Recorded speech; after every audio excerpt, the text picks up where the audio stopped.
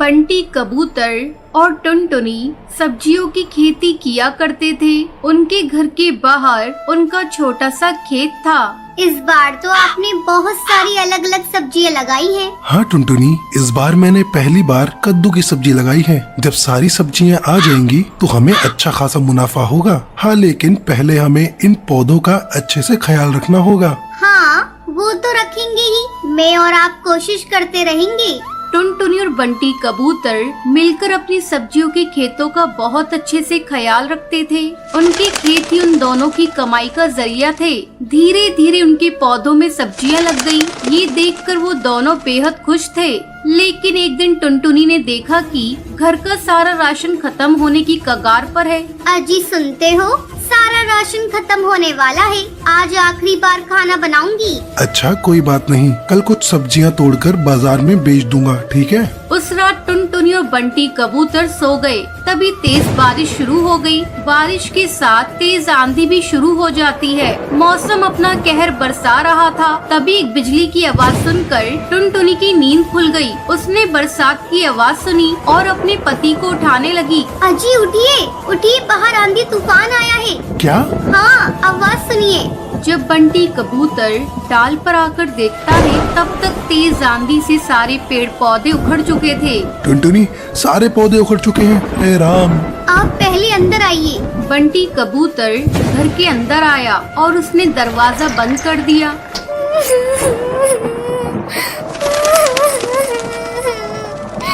हे राम, अब हमारा क्या होगा? घर में तो राशन भी नहीं है। अब हमें भूखा रहना होगा। हे भगवान, तूने सारी मेहनत बेकार कर दी। अब मैं क्या करूं? अब क्या होगा? रो मत टुनटुनी, कुछ न कुछ जरूर होगा, लेकिन हमें भूखे मरने की नौबत नहीं आएगी। मौसम की मार से उनके सारे पौधे खराब हो चुके थे। ये सोचकर वो दोनों परेशान थे और सुबह हुई और मौसम का कहर रुक गया। आंधियां बंद हो गईं। फिर टुनटुनी और बंटी कबूतर अपने खेत में आए। यहाँ तो सब कुछ तितर बितर हो चुका है, सिवाय इस कद्दू के। तभी उनकी नजरों के सामने एक बड़ा सा कद्दू चमक रहा था। मैं सोच रही हूँ, इसे बेचकर ज्यादा पैसे तो नहीं मिलेंगे। क्यों ना हम इसे घर में ही रखें। कम से कम इसकी सब्जी बनाकर कुछ रोज हम दोनों का पेट तो भर सकता है। हाँ, तुम सही कह रही हो टुनटुनी, चलो इसे अंदर ले चलते हैं। बंटी कबूतर ने उस बड़े से कद्दू को उठा लिया और दोनों घर के अंदर चले गए। बंटी कबूतर ने कद्दू को रसोई में रख दिया। मुझे चाकू देना टुनटुनी। टुनटुनी ने बंटी कबूतर को चाकू दिया और जैसे ही बंटी कबूतर ने उस बड़े से कद्दू को चीरा तो उसमें से चिड़िया के बच्चे की रोने की आवाज आने लगी। ये क्या? आप आराम से चीरिए। बंटी कबूतर ने आराम से कद्दू को चीरा तो उसके अंदर उन्हें एक छोटी सी चिड़िया की बच्ची दिखी। हैं? ऊपर वाले कद्दू में ये बच्चे कैसे आ गई? ये कुदरत का करिश्मा है। हाँ, लगता है इसे भूख लगी है। इसके लिए थोड़ा दूध ले आऊं, पर घर में तो दूध भी नहीं है। एक काम करती हूँ, पड़ोस की हरी काकी से ले आती हूँ। जब तक आप इसे संभालिए। टुनटुनी दूध लेने पड़ोसन के घर चली गई और यहाँ बंटी कबूतर चिड़िया के बच्चे को देखने लगा। भला कद्दू के अंदर ये चिड़िया का बच्चा कैसे आ गया? लगता है ये कोई मामूली चिड़िया नहीं है, जरूर ये करिश्माई है। कुछ देर बाद टुनटुनी दूध लेकर आ गई। टुनटुनी ने जैसे ही बच्ची को दूध पिलाया, वैसे ही उसके पंखों से सोने के सिक्कों की बारिश होने लगी। सोने के सिक्के देखकर बंटी कबूतर और टुनटुनी दोनों हैरानी में पड़ गए। कहीं ये ख्वाब तो नहीं? नहीं, ये सब हकीकत है। ये चिड़िया कोई आम चिड़िया नहीं है, ये जरूर कोई जादुई चिड़िया है। अब हमें क्या करना चाहिए?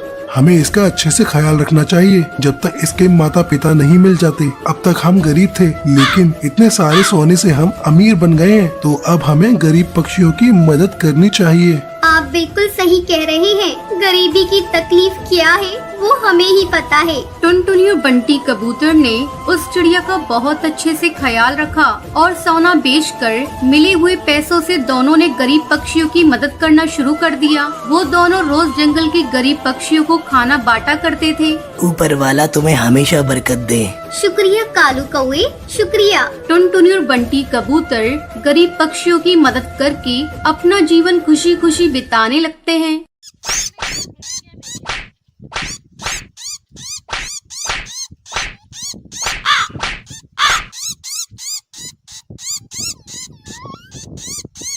एक समय की बात है, सुंदरवन जंगल में टुनटुनी चिड़िया अपनी सौतेली बहन पिंकी चिड़िया और अपनी सौतेली माँ रानी चिड़िया के साथ रहा करती थी। टुनटुनी की माँ टूनी चिड़िया की मौत कुछ महीनों पहले एक सांप के काटने के कारण हो गई थी।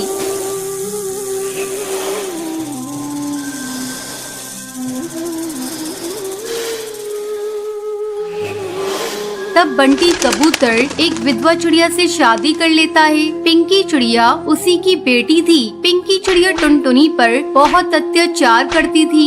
एक दिन टुनटुनी खाना पका रही थी, तभी पिंकी वहाँ आती है और टुनटुनी से कहती है, मैंने तुझसे चाय मांगी थी, तूने अभी तक मुझे चाय नहीं दी। दीदी ये देखो, मैं चाय ही बना रही हूँ, जैसे ही चाय उबल जाएगी मैं आपको लाकर देती हूँ। थोड़ी देर बाद टुनटुनी चाय लाकर पिंकी को देती है। चाय पीते ही पिंकी टुनटुनी पर चिल्लाने लगती है, ये तूने चाय कैसी बनाई है? इसमें तो चीनी बिल्कुल नहीं है, ले इसे तू ही पी ले। इतना कहकर वो उस चाय के प्याले को फेंक देती है। पिंकी चिड़िया का गुस्सा देखकर टुनटुनी रोने लगती है।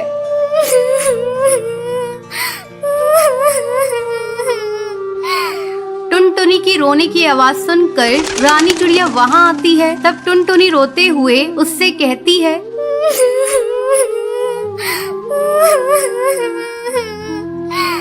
माँ ये देखो, दीदी ने सारी चाय फेंक दी। आहा, टुनटुनी तू मेरी बेटी की शिकायत मुझसे मत किया कर। चल अब चलकर सफाई कर। टुनटुनी को पूरा घोंसला साफ करना पड़ता है। दिन भर काम करने के बाद टुनटुनी रात को अपने घोंसले में जाती है और अपनी माँ की तस्वीर के सामने फूट फूट कर रोने लगती है।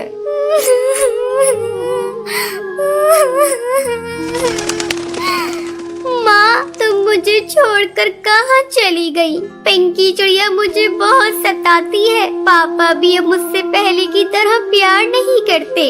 वो रोते रोते सो जाती है। अगले दिन पिंकी चिड़िया स्कूल जाने के लिए तैयार हो रही थी। अरे महारानी, मेरा स्कूल ड्रेस कहाँ है? तूने प्रेस तो कर दिया है ना? पिंकी की चिल्लाने की आवाज सुनकर टुनटुनी वहाँ आती है और कहती है, नहीं दीदी, कल मेरा हाथ रोटी बनाते समय जल गया था, इसलिए मैं प्रेस नहीं कर पाई। तू खा खा कर मोटी हो गई है, तुझे चर्बी चढ़ गई है, अब तुझसे कोई काम नहीं होता। माँ इसे अभी इसी वक्त घर से बाहर निकालो, अब ये हमारे किसी काम की नहीं। तब रानी चिड़िया पिंकी से कहती है, बेटा अगर हम लोगों ने इसे घर से बाहर निकाल दिया तो इसका बाप हम लोगों को भी घर से निकाल देगा। इसका दूसरा इलाज है मेरे पास। इसी तरह कुछ दिन गुजर जाते हैं। अब रानी चिड़िया टुनटुनी को खाने के लिए बहुत थोड़ा सा खाना देती थी। धीरे धीरे टुनटुनी कमजोर होती जा रही थी। एक दिन रानी चिड़िया टुनटुनी से कहती है, टुनटुनी जा कुएं से पानी भर ला, पीने का पानी खत्म हो गया है।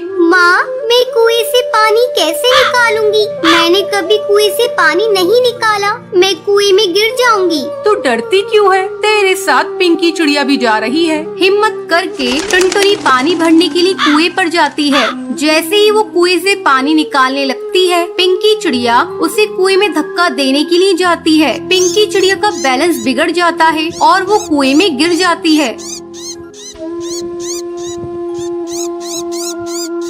मुझे बचाओ, मैं डूब जाऊंगी। मुझे बचा ले टुनटुनी, मैंने तुझ पर बहुत अत्याचार किए हैं टुनटुनी, मुझे माफ कर दे, मुझे बचा ले किसी तरह से। दीदी तुम चिंता मत करो, ये रस्सी जल्दी से लो और ऊपर आ जाओ। पिंकी चिड़िया रस्सी पकड़कर कुएं से बाहर आ जाती है। उस दिन के बाद से दोनों बहनें खुशी खुशी रहने लगती हैं।